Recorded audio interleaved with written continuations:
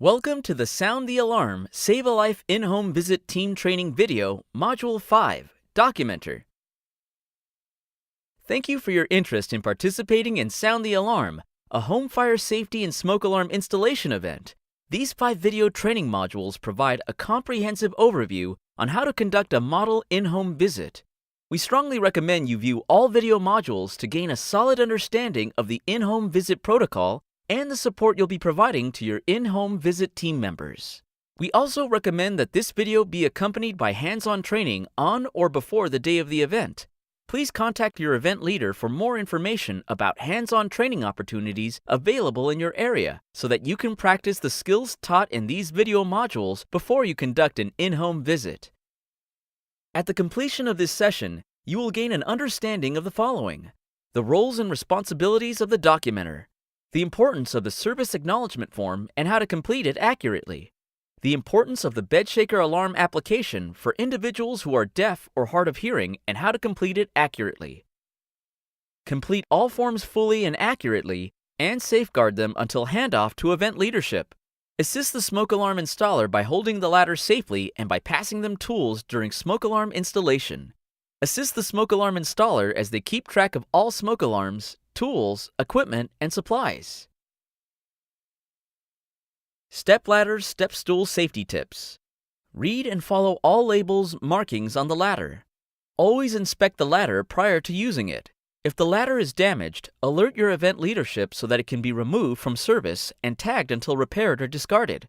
Make sure it is free of grease or oil or other slippery substances. Set up the ladder step stool on a flat surface. Be sure that all legs are situated on the same type of surface. For example, ladder legs should either be on carpet or on a hard surface such as tile or linoleum, never on both at the same time. Do not exceed the maximum load rating of a ladder. Step ladders are meant for one person. Do not place a ladder on boxes, barrels, or other unstable bases to obtain additional height.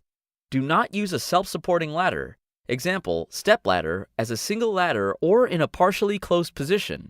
Always open the step ladder spreaders and shelf fully and lock the braces. Do not move or shift a ladder while a person or equipment is on the ladder. Always maintain a 3-point, 2 hands and a foot or 2 feet and a hand contact on the ladder when climbing. Keep your body near the middle of the step and always face the ladder while climbing.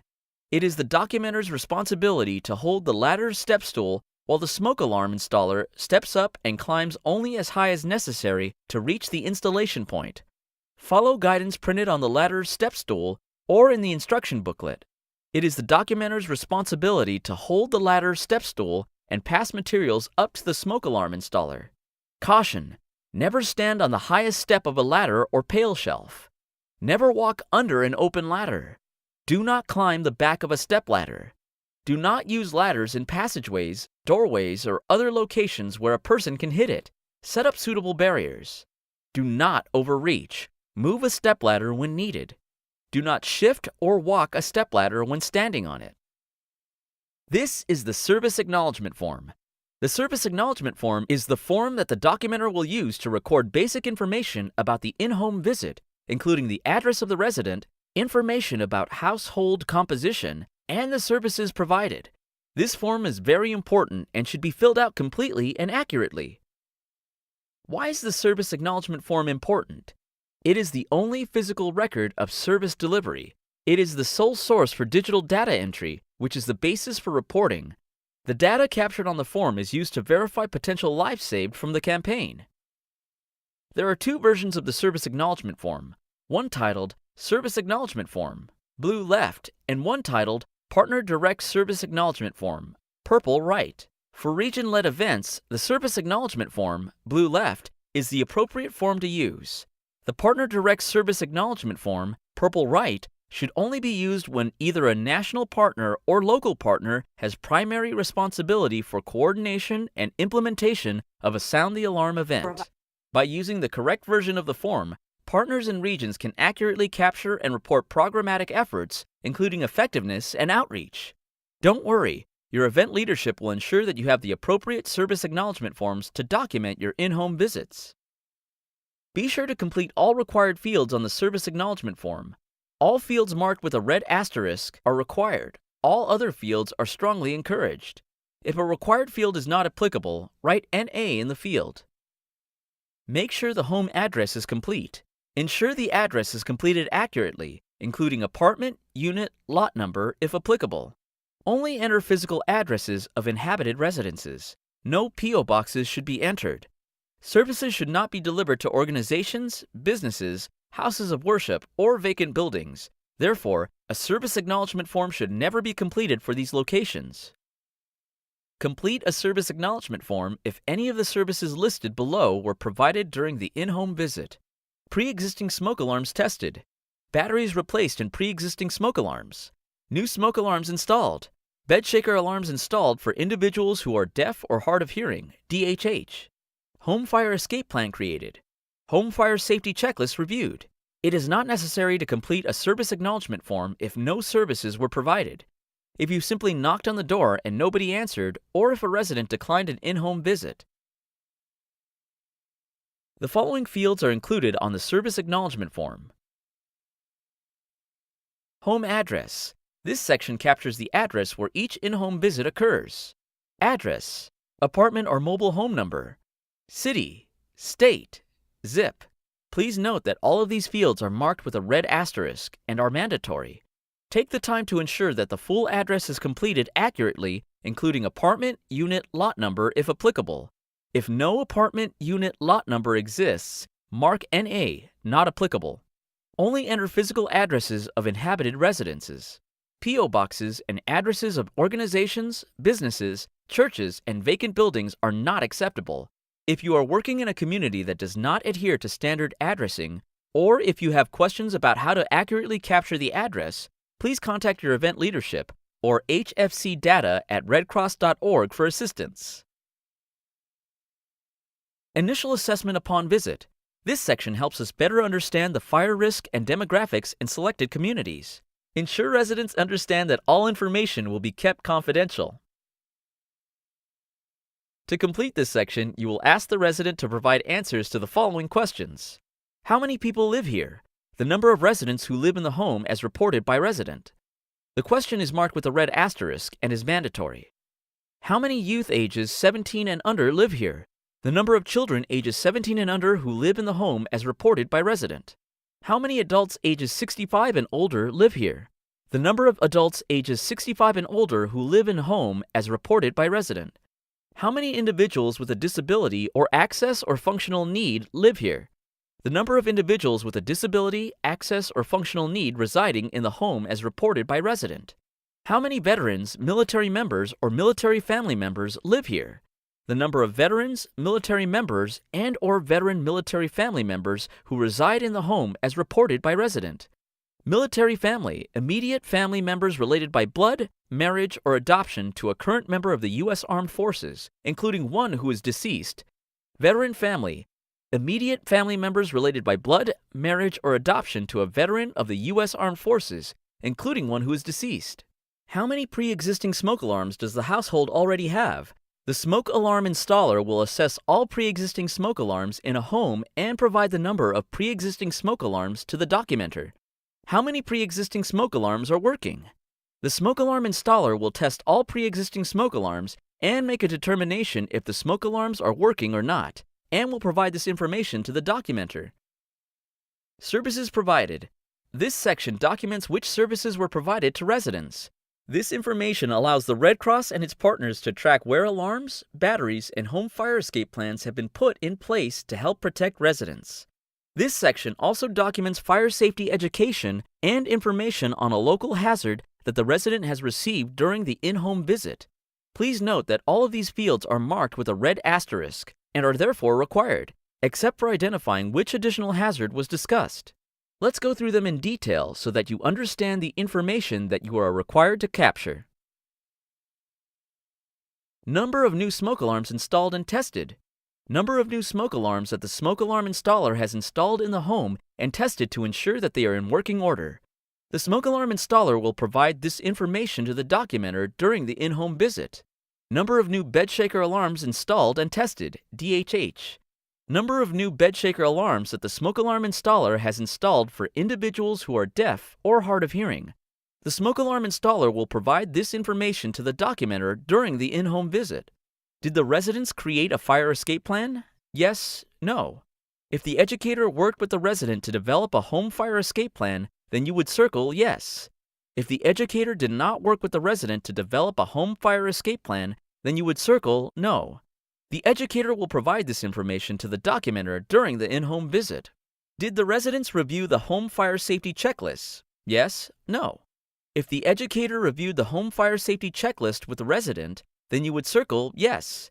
If the educator did not review the home fire safety checklist with the resident, then you would circle no. The educator will provide this information to the documenter during the in-home visit. Did the residents learn about a local hazard? Yes, no. If the educator reviewed an additional hazard safety checklist with the resident, then you would circle yes. If the educator did not review an additional hazard safety checklist with the resident, then you would circle no. The educator will provide this information to the documenter during the in-home visit. If yes, what hazard? If the educator reviewed an additional hazard safety checklist with the resident, you would record which hazard was covered. If the educator did not review an additional hazard safety checklist with the resident, then you would leave this field blank. The educator will provide this information to the documenter during the in-home visit. Partner reporting. This section helps us better understand how our partners are supporting the program. All partner reporting fields are marked with a red asterisk and are therefore required to complete, regardless of the type of service acknowledgement form that is used. National Partner. List any national partners participating in the event. This information will be provided to you by event leadership prior to departure from the rally point. Local Partners. List any local partners participating in the event. It is especially important to capture the participation of services to the Armed Forces, SAF volunteers, or employees, military-connected partners, and Red Cross Corps RCC members in the local partners field. The data related to SAF, military-connected partners, and RCC is needed to facilitate tracking against specific targets and goals set by grant requirements and management directives. Event leadership will provide you with this information prior to departure from the rally point. If additional space is needed to record all partners, please use the additional notes section. Please note that your event leadership will have specific information on how to complete the partner reporting fields. Please consult your event leader for further details about local and national partners participating directly in your event. Region-designated reporting fields. These optional fields are provided so that partners and Red Cross regions may collect customized data in 2 additional locations. Your event leadership will inform you if these fields are in use in your area and, if so, how to complete them. Information for future follow-up. This section provides the Red Cross with basic contact information in order to follow up with residents as needed. All contact information is kept confidential. Let's review the information requested in this section. Did the resident provide contact info? Yes, no. Kindly request that resident provide contact information. Circle yes if the resident agreed to provide contact information. Circle no if the resident did not agree to provide contact information. Cell phone number. Record the resident's cell phone number if provided. Email address. Record the resident's email address if provided. Other phone number. Record the resident's other phone number if provided. Attestation signatures. Review the services provided and items documented on the form with the resident to ensure accuracy. Slowly review the attestation legal language to ensure that the resident understands his or her responsibilities. The attestation reads, I am a resident of the home at the address above. Today, I received the services indicated on this form. I also received instructions about how to use and maintain smoke alarms. It is my responsibility to maintain the smoke alarms per the manufacturer's recommendations and to test the alarms monthly. It is also my responsibility to make sure I have the appropriate type of smoke alarms in my home.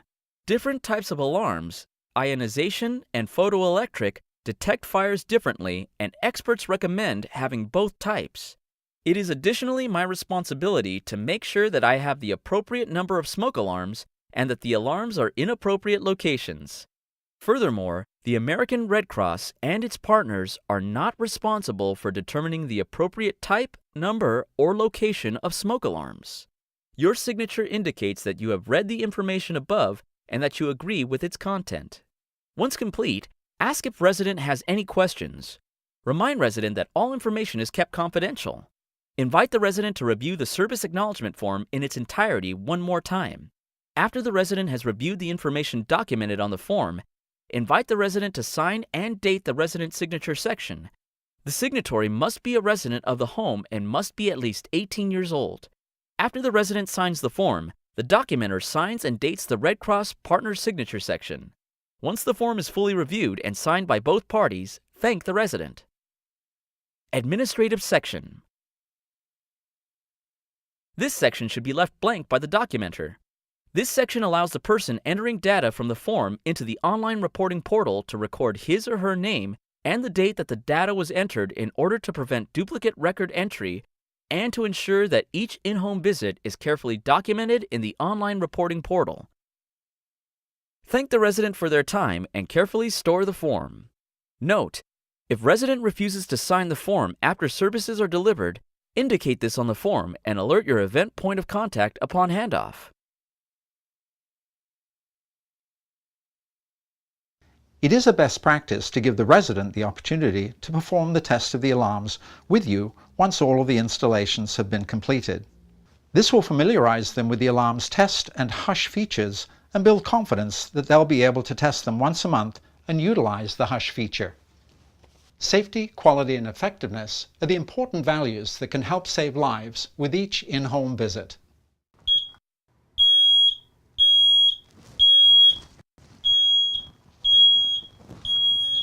That's it, we're done with testing the smoke alarms. Okay, so we have determined that the family have one working smoke alarm, and I have recorded that already in the initial assessment. We have installed 3 new smoke alarms, no bed shaker alarms, and we did not replace any batteries. Is that correct, John? That's correct. Fantastic. Okay, and so we assisted the family to create a escape plan, and we also assisted the family with a home fire safety checklist. Is that right, Nora? Yes. Fantastic. Okay, so what we're going to do right now is we are going to ask you some questions about the family. Is that okay with you? Sure. Individuals who are deaf or hard of hearing cannot depend on the sound of a standard auditory smoke alarm to alert them to a fire, especially while asleep. As a result, they are at greater risk of death or injury in a home fire than the general population. The American Red Cross provides people who are deaf or hard of hearing with access to free bed shaker alarms, usually Lifetone's HLAC 151 model. Please note that Lifetone's HLAC 151 bed shaker alarms are not standalone smoke alarms. To work effectively, bed shaker alarms must be installed in homes that have functioning auditory smoke alarms. In the event that a resident is deaf or hard of hearing and requests a bed shaker alarm, the documenter should complete the bed shaker alarm application following the protocol below. Prior to filling out this application, please work with the smoke alarm installer to test a standard smoke alarm for each applicant. Smoke alarms should be tested outside of the applicant's bedroom or primary sleeping location to determine whether the alarm can be heard. Please ask applicants to remove hearing aids that are not normally used at night. If the applicant is unable to hear a standard smoke alarm during this test, please proceed with the remainder of this application. The Red Cross may be able to provide up to 3 bed shaker alarms per home as supplies allow.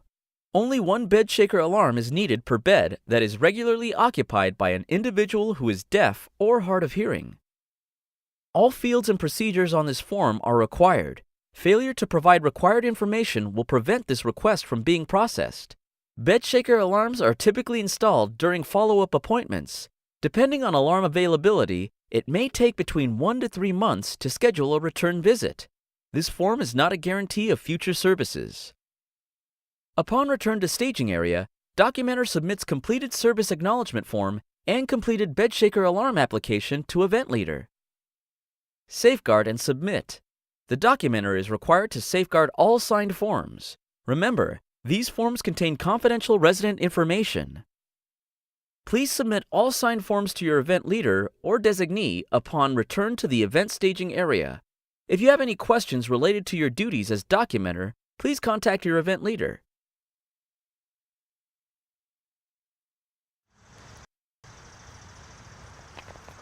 Hi! Hi. We just got back and I just checked with Constance, just like you instructed before we went out. Perfect. So here are my completed acknowledgement forms. Thank you. Let's take a look. Yeah, these look great. They're filled out well. How did it go? It went great. We visited 10 homes and we installed 26 alarms. Every home that we visit, people were interested in the escape planning element as well. Great. That's really great. You know, we really appreciate you coming out today. We know these in-home visits are really going to save lives. Everyone else is meeting inside in a couple minutes just to talk about the event, see how we can improve for next time. I hope you can join us. Thank you. Great. Yes. Congratulations on completing Module 5.